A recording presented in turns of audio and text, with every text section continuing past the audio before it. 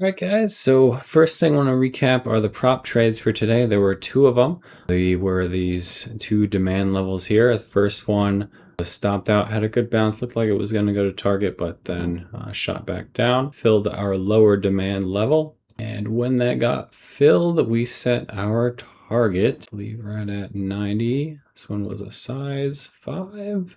And came up and hit our target there at 90 after chopping around for a little bit. After that, there were no other trades that I was looking for on the prop side of things.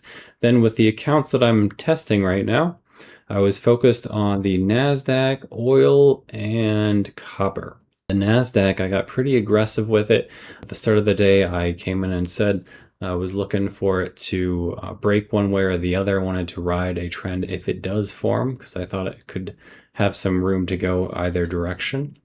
Because of that, I got chopped around in the early trading. So I'll open this up a bit and see there were some losses and some break evens throughout here.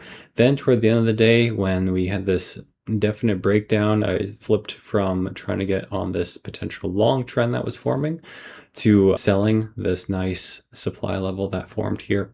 Unfortunately, because of the time of day, it triggered and then pittered around and ultimately closed out with my time stop for the day.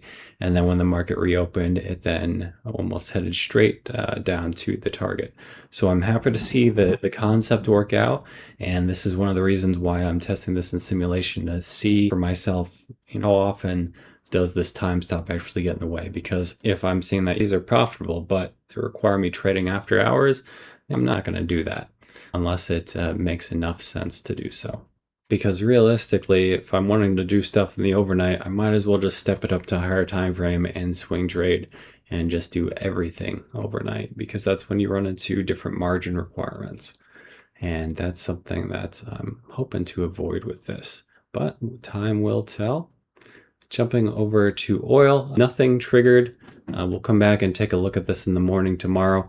If we head higher, I might still be interested in selling these, but we'll just have to wait and see what the night brings.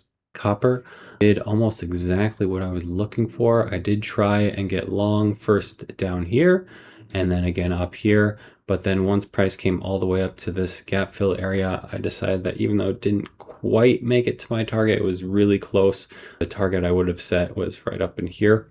And because of that, I just didn't want to take, I didn't see that the trade was worth taking anymore. Even though it did come down here and I'm going to target, it's not one that I was looking to take, but something I'm just going to log as a data point and not think it's one that I should have taken, at least for now.